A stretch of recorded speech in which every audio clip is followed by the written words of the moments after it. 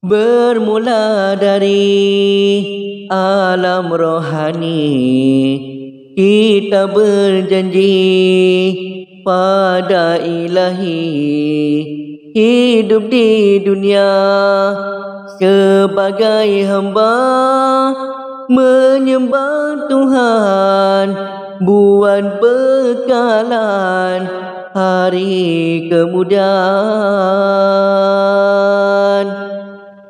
Biarpun dalam beronak duri, cubaan Tuhan silih berganti, kerana iman tetap di hati, demi akhirat betapa berat ditempuh jua. Telah menjadi rasam dunia, akan beruntung siapa yang leka. Iman termahal, paling berharga, perlu berkorban mendapatkannya.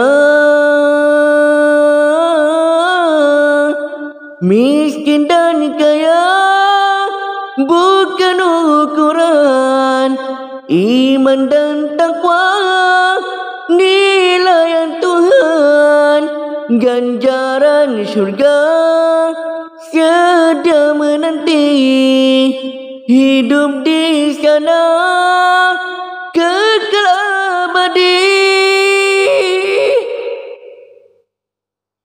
Bermula dari alam rohani, kita berjanji pada Ilahi, hidup di dunia sebagai hamba, menyembah Tuhan buat bekalan hari kemudian.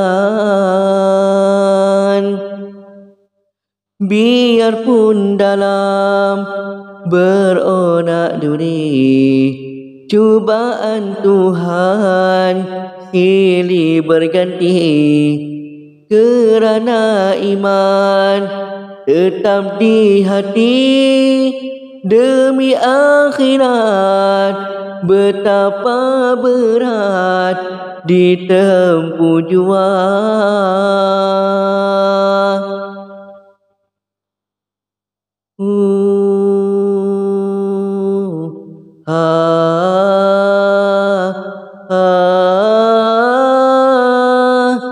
Telah menjadi rasam dunia, akan beruntung siapa yang leka. Iman termahal, paling berharga, perlu berkorban mendapatkannya.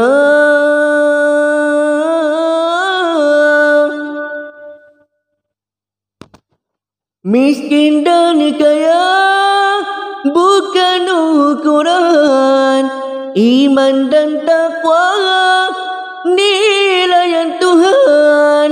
Ganjaran syurga sedia menanti, hidup di sana kekal abadi. Ganjaran syurga sedia menanti, hidup di sana kekal abadi. Kepada Tuhan panjatkan doa, petunjuk jalan pada Yang Esa, moga dipimpin, dipelihara demi akhirat. Moga mendapat nikmat barakah.